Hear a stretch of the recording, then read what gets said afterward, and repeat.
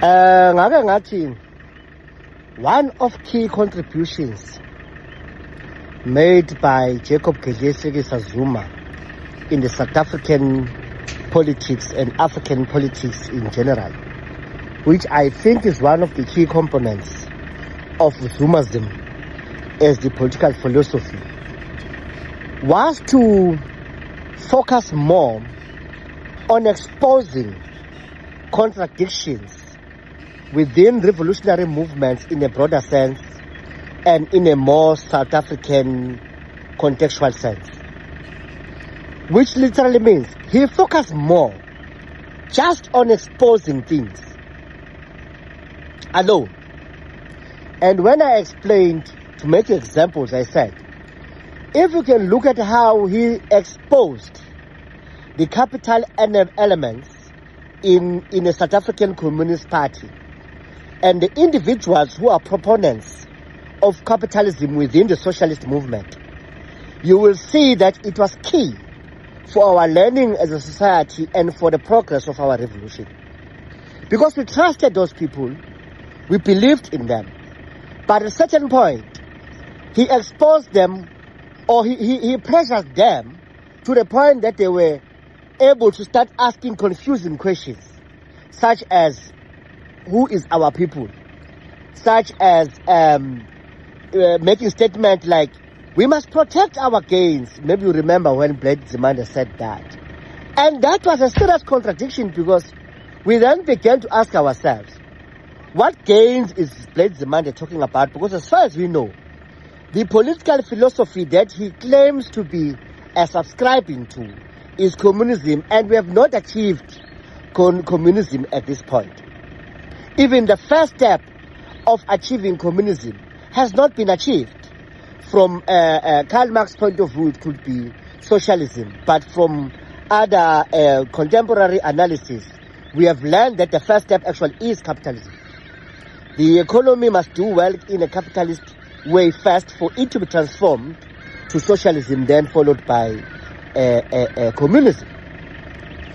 So people like President Zuma, because of pressure that Msolozi was really exerting on them, they ended up making mistakes. People like Solima Baile, who ended up openly supporting a known capitalist, Cyril Ramaphosa, and aligning with the capitalist class within the ANC, because the ANC is full of different school of thoughts, and some of them are capitalists, some of them are socialists, some of them are core communist. So if you don't know those differences, the complexities and the varied schools of thought within the ANC, you may not literally claim that you understand even South African politics, let alone the politics of the ANC. Thus, you cannot ground MK where it is placed in this social discourse entirely. So, he focused more just on exposing. He even exposed in the ANC itself now characters that were speaking left and doing right, who were already having shares in the white monopoly capital establishments that we seek to transform. They started calling themselves ANC stalwarts. Media was giving them platform from left to right. You can think of so many people who know our capitalists in the ANC that created a lot of issues in terms of pushing Msolozi outside of the ANC after pressurizing him and working hard with the enemy to get rid of him from the ANC. So if we didn't expose such people, we would have not known that actually Ramaphosa is still a core capitalist practitioner who is influencing the politics of the ANC to go a neoliberal route. But because it was Msolozi who was even exposing the policy direction of the ANC to say, we keep on taking these RT-aligned policies during the ANC policy conferences, but soon after that conference, there's no implementation thereof. Then he said, you know what? I'm going to do it. I'm going to implement, and I want to see how they react and who reacts. Rural Development Initiative. He dropped it. It received a very huge backlash because from capitalist mindset, the thinking was that no, if you take all our money, not even all, most of our money, you invest in rural communities, what economic returns are we going to get? Because that behavior can only improve what is called a social living standard. But it may not necessarily or directly contribute to the GDP immediately, or perhaps contribute to the fiscus of the country over time through taxation and other means. But it improves the lives of the people, rural development alone. So we saw a serious backlash, and we asked ourselves, what is making these people to be not supporting the rural development initiative of Jacob Zuma? Because they always seen poverty as one of the triple challenges that the ANC has to deal with. If uMkhonto does rural development, he's going straight to where poverty is. Why is not even praised for taking that? In that way, certain figures in the ANC were exposed that they're actually singing these songs just to sustain themselves in a protest space, but they don't mean it. So see uMkhonto exposed. Further on, he even exposed the judiciary in South Africa. How captured it is. He did things that forced the judiciary to do witchcraft daylight in front of everyone. To the point that is clearer even for a fool to see. With his judiciary is biased. The example, his incarceration without trial for the Zondo Commission, which was meant to be the Commission of Inquiry into State Capture, but it ended up becoming a Zondo Commission. Because Zondo became a star in the process of him being expected to administer justice. So I can make other examples, exposing media, even exposing the Tripartite Alliance. But one point I want to make is that Zuma worked hard and did very well in exposing the elements which are counter-revolutionary. And it's kind of the reason why I'm saying that is that we must not abandon that work. At a certain point, I said it was a tragedy that Steve Biko died earlier, because he was focusing in black consciousness, which is central to liberation of the black oppressed, because liberation starts from the mind, including transformation, because they're intertwined. Liberation and transformation, they both start from the mind. If the society is not conscientized enough in terms of what oppression that we are facing and how do we need to free ourselves from that oppression and why that is viewed as an oppression, that society will not be able to support any liberatory thought or process. So therefore it is important to make sure that the mind is conscientized. Hence Steve Biko focused on that and even said the most lethal weapon in the hands of the oppressor is the mind of the oppressor. He was correct. I think we have abandoned that.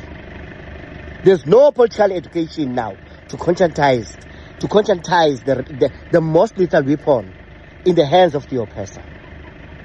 So let's go back to it, and I think we need to make sure that we continue that good work which was started by Steve Biko. And I'm saying now, let us not abandon the project of uMkhonto of continuing to expose people, because uMkhonto exposed people at a macro level, a higher level. Tina, we need to focus on certain individuals who need to be exposed, looking at that tendencies of always picking up negative things about other comrades who are not happy if there's stability, there's solidarity in the MK party. Because if things are like that, it means the MK party gets stronger every day. So they end up to pick things with comrades, pick things, negative things, especially the comrades who are doing great job to conscientize the masses. They target them. They target them and they nullify them. And I'm saying that's a work of a devil. Because the intention here is to make sure that the MK party doesn't get solidified, and that way it keeps on being shaky on its ethos to liberate the black oppressed. So to do that, you must keep on dealing with the real leaders in the MK party, or whoever will seem to be getting influential in a radical way that ends up happening in favor of the MK party. Those people, we need to keep on exposing them. And you must know, Comrade Reddy once said, if the comrade always finds problem for every solution offered, you must know that you're dealing with a counter-revolutionary. And I agreed with him. You can't have people who always poke holes on other comrades, always discourage other comrades to say positive things and do positive things in the political in the MK party, and you continue to think those people are comrades. Builders do not remove blocks away from the structure; they add blocks on the structure. So we should not confuse that person with as a person who's part of us. It's a counter-revolutionary. And it's for that reason Msholozi always promote a practice of scientific politics. And I think Comrade Reddy was being scientific. Because when we speak about science, we speak about tested knowledge, at least perhaps through observation over time, verification, and proving things to be like that. In that way, you end up putting them in one principle. That is science. So observation is one of scientific methods that you can apply. So I'm saying, observe, comrades. These people are easy to see. I've spotted many of them myself. They tend to find something negative in everything we do or say. Because uMkhonto Sizwe must not be stable, there should be no solidarity, so that we do not get to the point where we become efficient as the political party. It's individuals, and it's many of them. Some of them, they're our friends, some of them we trust them. But they got awkward kind of behavior of always shifting discussions to emotive terrain, where emotions become more important than valid, substantiated issues. Issues that you could put facts on to support. I'm not saying valid loosely, because that word can be abused sometimes. Issues that can be supported by facts. They shift discussion away from those, and you end up dealing with emotions, which are not grounded anywhere besides suspicion, or pure malevolence, or pure insinuation. And you think that person is a builder. We build in the revolution. If the other comrade missteps, you pull the comrade on the side. You got the number of the comrade. Call the comrade and say, comrade, I think we are not doing justice. 1, 2, 3 that you are doing is not helping us in 1, 2, 3 ways. Let us kindly do it this way so that we can achieve that. Comrade, that's what you do. You don't see an opportunity to attack. So it's for that reason Msholozi speaks about the importance of scientific politics. But what he has not shared, what is the opposite side of the scientific politics, is what is called emotive politics. Ingakho politics we talk about emotive forces. Emotive forces is people who ground their statement or lobbying purely on emotion.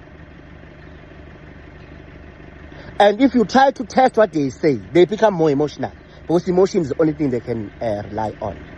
We need to be careful. And let me say, some of the comrades could be doing this thing, not deliberately, but because of mistakes. Because sometimes the struggle is isolating, is frustrating, and is painful. So out of that process, we end up making certain mistakes. So I forgive those who make this bad practice just out of mistakes, out of stress or confusion. But I'm saying, kukhona nabakwenza ngamabomu ngoba they want to make sure that there's no stability. Wonke umuntu ozama ukupromota istability bayamshayika. Because ayifuneki uMkhonto wesizwe ufike at the point la uzoba stable khona with credible leaders and clear mindset in terms of where we are going. Wathi ubamba insika yetende bafike begudluze wena. Ngoba leli tende feliwe. And itende yini uMkhonto. Njalo bathi ubamba insika yetende fike beshaye wena kabuhlungu ngithi bhuku phansi uthi hayibo. Ngoba ngithi bengibamba itende lana lika uMkhonto sonke sipula uMkhonto. Ungishayelani pho manje lo? So we need to observe. We need to observe, comrades, and do not abandon the project. You expose. So let us be patient. If we expose these people, some of us will defend them. Simply because they have not seen what we have seen. Or they don't look at things at the level we interrogate things. But what I'm saying, let us be vigilant, comrades. Be able to see. Our tendencies explain the character. If I tend to talk in Shamba, it means my character has no dignity in it. And that way, you should know me for who I am.